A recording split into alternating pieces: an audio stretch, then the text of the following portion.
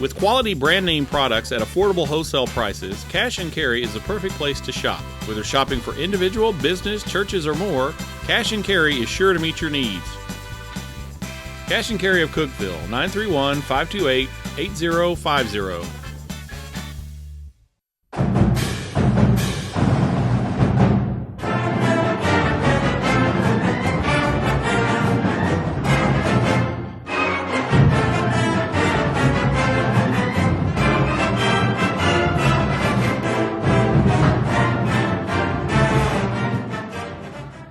Time to put the 2013 season in the books. Hello, everyone, and welcome to the Watson Brown Show, presented by IWC Cash and Carry. Alongside Tennessee Tech head coach Watson Brown, I'm your host, Buddy Pearson. Well, the Golden Eagles wrapped up the 2013 campaign this past Saturday with a dominating 34-0 shutout win over Austin Peay on Senior Day at Tucker Stadium. And, Coach, what a good way to send your seniors out and a good way to go into the offseason with two good wins, and especially one in your last home game. Well, and it was big for our seniors. Our team took it upon themselves to say we're going to win these last two, the last road game for the seniors, the last home game for the seniors, and we were able to get that done. It was an emotional locker room after the game. This has been a really good group of seniors. All these seniors got to leave with a ring but one. Yeah. Malcolm Mitchell came in after the championship team and had 2 good years for us and has been a really good player. And I'd love to be able to say, Buddy, that no senior will leave here without one, but that means you got to win one at least every 4 years or so to be able to do that. But we don't want it to be 36 years again. But this group has been fantastic, and nice to send them out with a win. And you know, it was kind of special on Saturday because you honored the military with wearing the camouflage uniforms. Of course, it was Senior Day, and you know, despite the troubles and everything, still a good crowd. I mean, it was cold, it was windy. I mean, it was not like it was ideal conditions to watch a football game, but again, the crowd showed up yet again. We said it last week, said it again, the crowds have been fantastic. Going into this game, we were going to break the records of the championship year. The community's just been fantastic. They've been fantastic since I've been back here, and this wasn't one of our best teams. But at the same time, they've enjoyed the year. They've cheered for us. Yeah. They showed up every week, and we can't thank them enough for that. Well, the Golden Eagles gave the crowd something to root for early on as we check out the first half highlights, brought to you by Wendy's Breakfast of Cookeville. And, of course, the seniors honored in a pregame ceremony here at Tucker Stadium, all of them getting to say their goodbyes, and the Golden Eagles donning the nice camouflage unis, and then the defense takes over. Played well on defense, I felt like, Buddy, all year. I'm not sure this hadn't been my best defensive team, and better defense than we played in the championship year. And 9 of these 11 starters are back, so we're off and running on defense, I think. Tennessee Tech on its first possession, the screen pass to Ladarius Van Leer for 22 yards, and then Darian Stone picking up where he left off at Southeast Missouri, Coach, using those legs and picking up some big yards. He's really been Darian the last 2 weeks, and as we said earlier, I think we've got to find a way to use him even better next year and use his pluses are his leg, his strong arm, let him throw the ball down the field more and just keep carrying that football like he does. The Cookeville kid, Stephen Bush, caps the drive with a 1-yard touchdown. Tech goes up 7-0. And then Jimmy Laughlin gets to the quarterback, Coach. It's an incomplete pass, but, boy, it almost looked like a fumble. Yeah, it was very close to a fumble, and we did recover it. Would love to have had the ball right there and get a chance to go up 14. But here's a short yardage play. This is where we've been so much better than we've been in the past. And Tadarius Goff, again, he's probably made more big plays in the backfield. I'd say he and Jimmy Laughlin have probably been the most, and the other one would be Malcolm Mitchell. Those 3 guys have been all-around quarterbacks and making plays in the backfield. Beautiful play right here to Mario Donnell, leaving those little feet and jumping and letting the guy have it right in the shoulder pads. And he is one of our better hitters. Got him for 2 more years. We're going to get to watch him do that for a little bit longer. Well, Coach, you go to the locker room, you're up 7-0. Obviously, your defense is doing some good things. Were you concerned at all that the offense didn't really do anything after that opening drive? No, not really, because our defense was playing so well. I just thought we had total control of the game. We were moving the ball. We weren't getting in the end zone. And I probably threw a little more than we needed to in the first half. Came out in the second half, and I thought our offensive coaches really made some nice adjustments. And I think we scored every time we had the ball in the second half. Austin Peay's defense, not that great, but yet they played man-to-man on you at the line, and they put a lot of people in the box. Looked like they were dedicated to shutting down the run as well. The strength of their defense, we said it going into the game, was their secondary. We've been playing against most of those guys for 3 and 4 years. I was worried about them shutting us down, but they just couldn't stop our running game. Yep. Well, the Golden Eagles got the offense going in the second half as we check out the second half highlights brought to you by Miller Lite.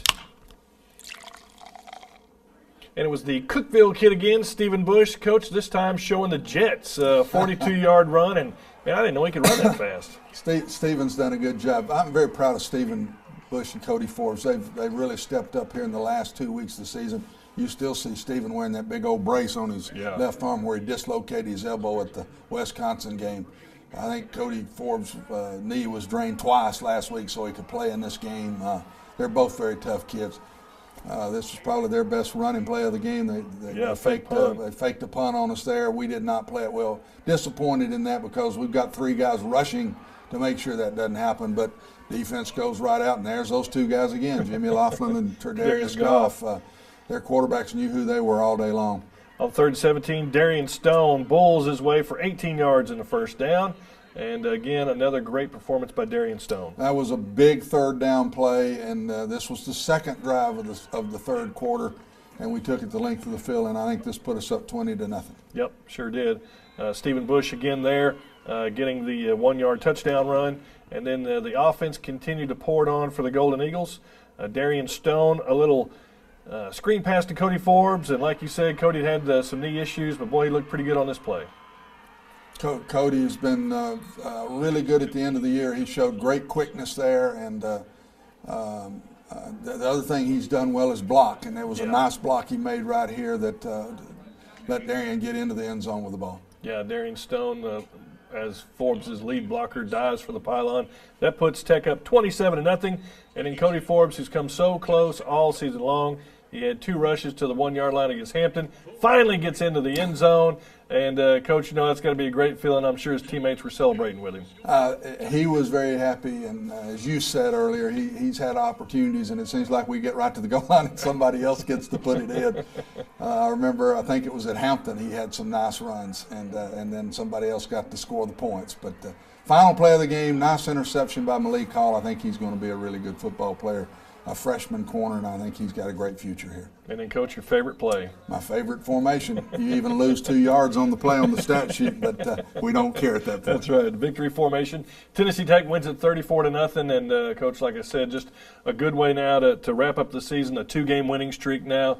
You finish up 5-7 overall, and some momentum and some confidence going into the offseason. Yeah, and with 90, we have 4 senior starters in the game Saturday, so 95% of this team's back, and it'll give us some confidence going into the offseason, and we're sitting kind of where we were, I think, 5 years ago when we made the little run and won a championship with that first 2 classes that we brought in. Now we've got young kids again, and I really think this bunch has a better opportunity in a talent way than even the first group did. We'll see what happens in the next few years. And with all the freshmen and sophomores and juniors you have on this team right now, you've got a group of redshirt freshmen that'll be available to play next year. 13 redshirted freshmen that'll come in. We only have 8 scholarships. I think we'll add a few older guys to this young team, and so there won't be a lot of high school kids signed in this class, but the 8 people we bring in will be very important, I think, to this football team.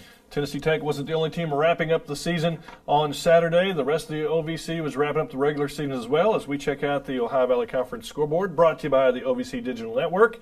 And a battle of Kentucky. It was Murray State over Eastern Kentucky 34-27. And if there was any doubt who the number 1 team in the Ohio Valley Conference is, well, I think they put an emphatic exclamation point on their OVC championship. Eastern Illinois goes to Martin and whips the Skyhawks 70-22. And elsewhere around the league, it was Jacksonville State over Southeast Missouri 42-34. And as we take a look at the final standings, Eastern Illinois a perfect 8-0, 11-1 overall. Then you've got Tennessee State and Jacksonville State, and I know the playoff bids have come out. 3 teams from the Ohio Valley Conference going to the playoffs: Eastern Illinois, Tennessee State, Jacksonville State. Coach, I think it says a lot about our league. This is the toughest the league's been by far since I've been in it. It's much tougher than the year that we won it and went to the playoffs.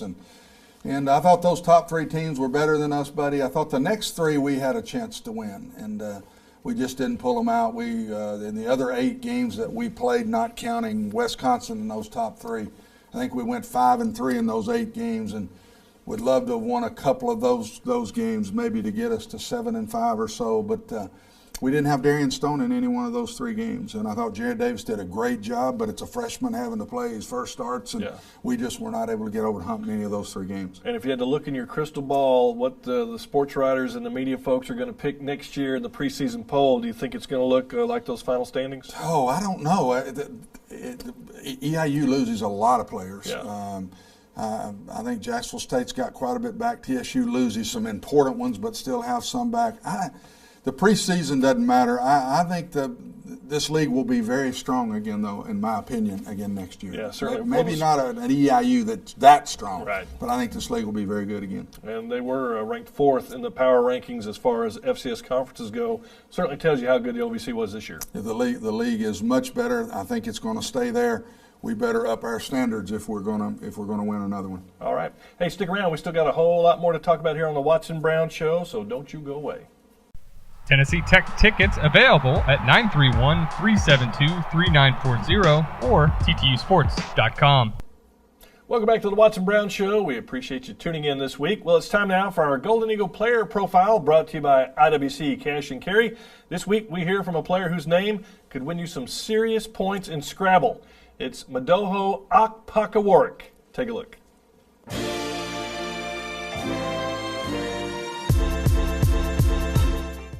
My name is Midogo Apakawarek, number 85,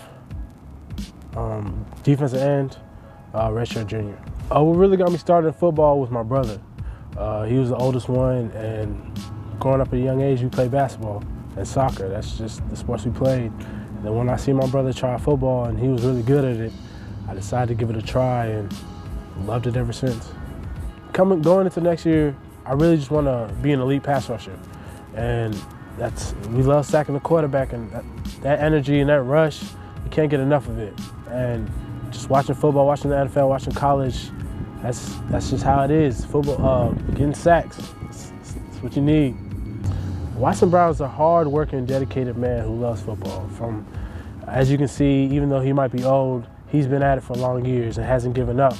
And that diligence and that persistence is what we love about Coach Brown and what keeps us fighting for him.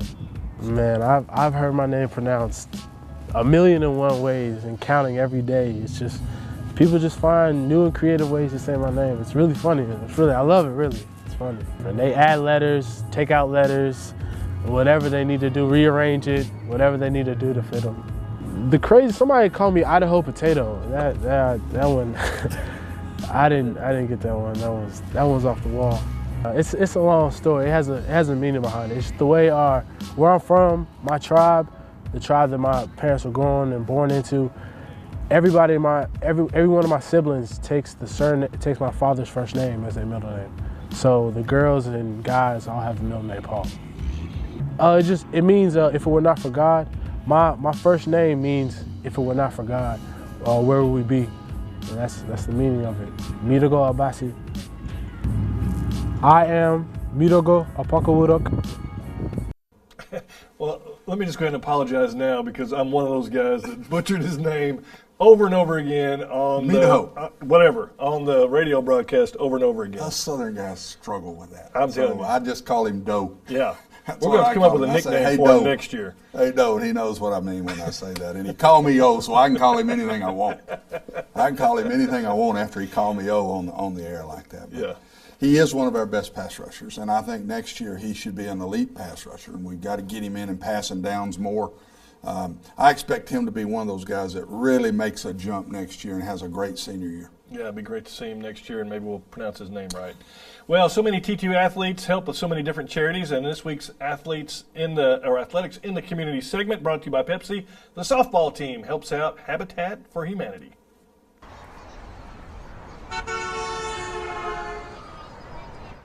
We've been working with Habitat for Humanity for many, many years now. We've formed a relationship with them. We started doing their mud run at the beginning of every year. They just started that 2 years ago. So we've always had a working relationship with them. I think it's a really good thing, especially since it's something kind of more physical with charity work, and we're pretty physical people, so we like to help out whenever we can. I think it's good. Obviously, any charity work I think is good for our kids. They're so fortunate to not only get a great education, but play the sport that they love. And for us to be able to give back and give our time, I think is a very good thing, and it makes them appreciate things a lot more. And like I said, especially doing something like Habitat.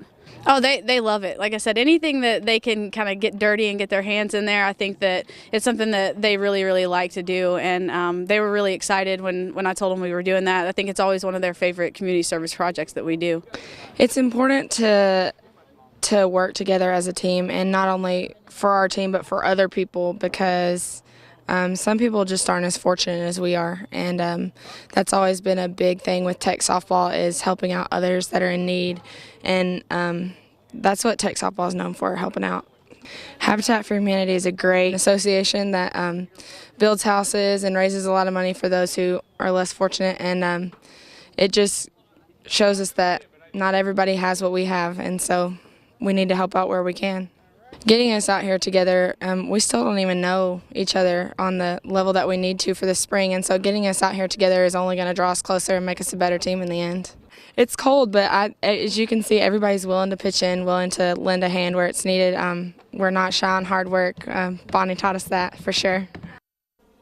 And Coach, we saw earlier in the season where the football team went out and did the same thing, helping with Habitat for Humanity. Very good team building skills there, going out and helping in the community. I really think it helps both sides. There's no doubt we're helping build a home. I think we worked on 2 of them when we went. And the second thing is the players around each other. And there's a bond that you get from that. And as I said 2 years ago, we did it also the year we won the championship. I thought that hot summer day that we were out there really bonded that team well together. Yeah. Well, it's time now to turn our attention to our Where Have They Landed segment. And this week we visit with a young lady who may have been small on the basketball court, but she has a very big smile. It's Golden Eagle assistant basketball coach Allison Clark.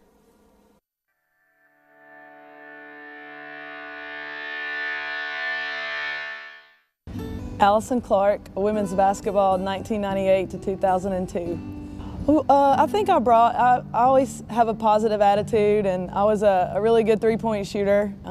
As you can tell, I'm not very tall. I was 5'3", so had to develop a three-point shot in high school, and Coach Insel, my high school coach, made me always shoot long-range threes, and my nickname was Long-Range Bomber. I mean, everybody was like, when I stepped over the half-court line, I would shoot it, but I felt like, I brought that. I had a lot of energy. I just loved playing the game, and I was fortunate.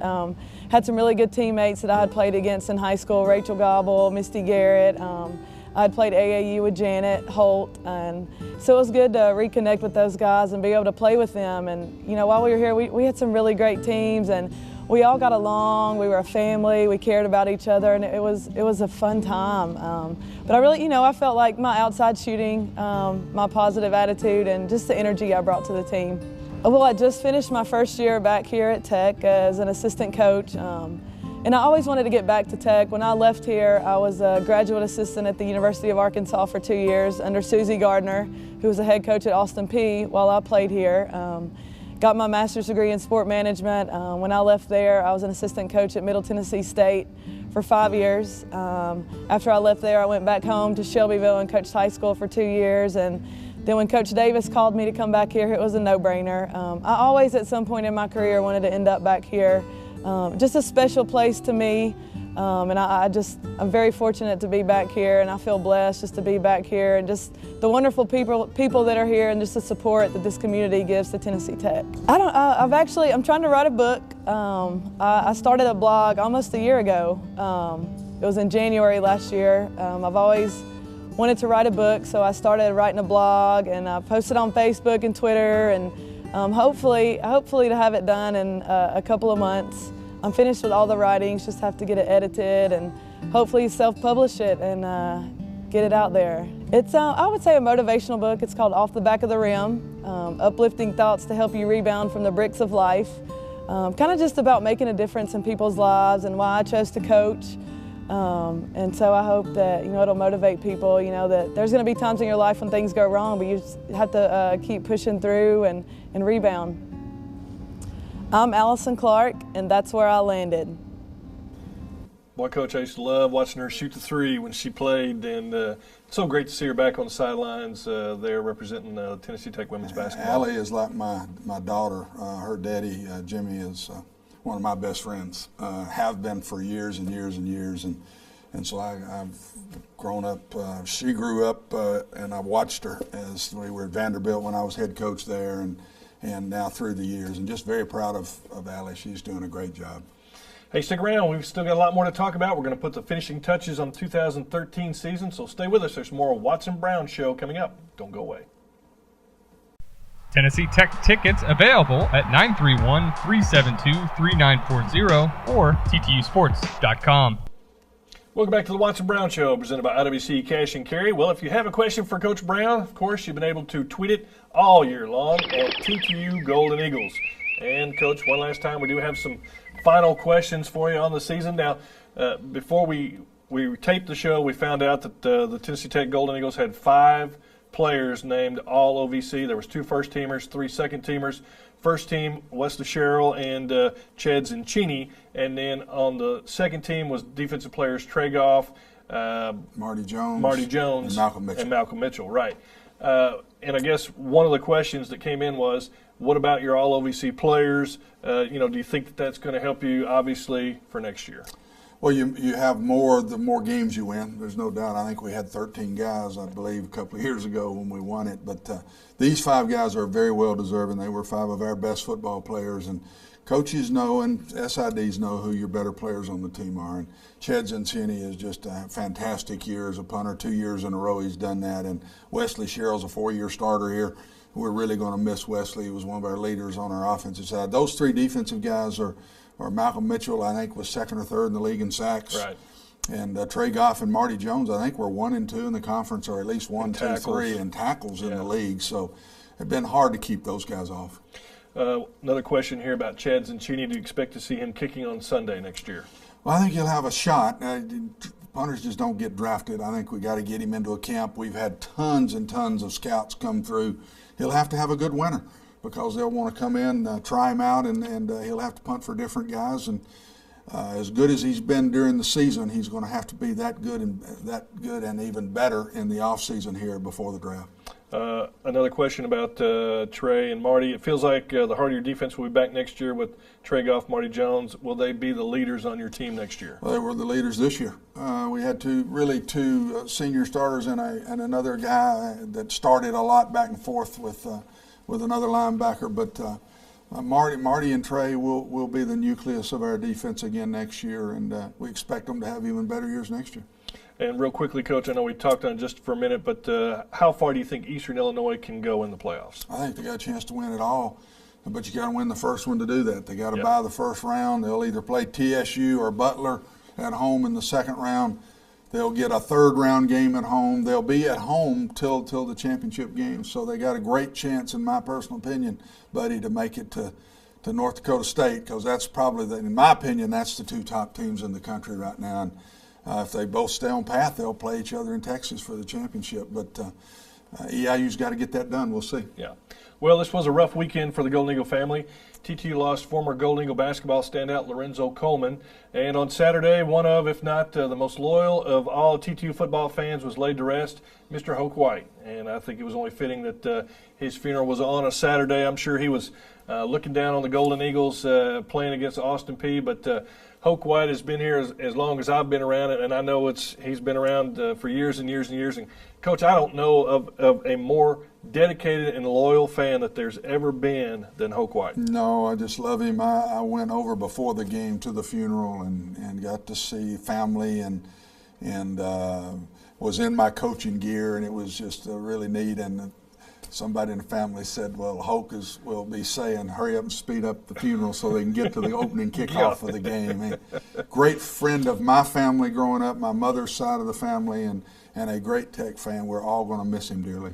You know, he used to ride with us in the media van to all the away games until the last few years when his health just wouldn't let him do that. And I remember, it didn't matter if we were going to Eastern Illinois, Southeast Missouri. Of course, he always picked Tennessee Tech. Now, we could go play, the Pittsburgh Steelers, and he was going to pick Tech, and he was going to tell you why Tech was going to win. Oh, yeah. And we go to SEMO, and it's one of those games where it's like 30 degrees, it's spitting snow, and you look out there, and Hoke's just sitting out there, by himself in the stands. Looks like he's freezing to death. Never said. I mean, he's just watching the game. We first year I was here, we beat Martin at Martin, and Yeah. it was real spit and rain that night. Nobody there. I mean, nobody there. And we're walking off the field after we won the game. There's Hope shaking our hand.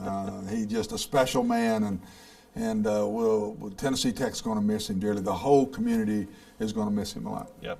Now, Coach, as you go into the off season now, what are the things that you look at for this Tennessee Tech football to improve before the 2014 season? Well, I think the big thing is that we got to get better.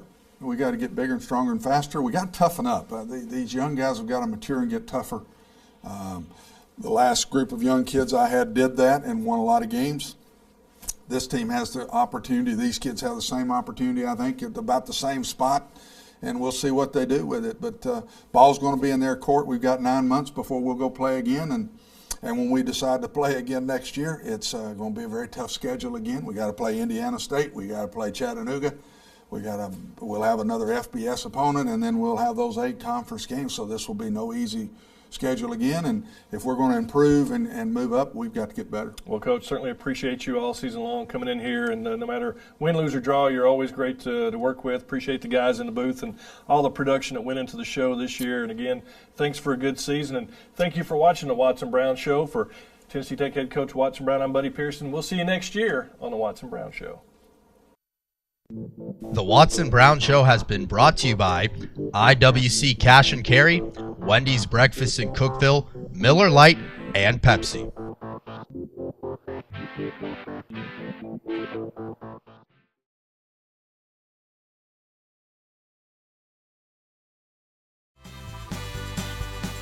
With quality brand name products at affordable wholesale prices, Cash and Carry is the perfect place to shop. Whether shopping for individual, business, churches, or more, Cash and Carry is sure to meet your needs. Cash and Carry of Cookeville, 931-528-8050.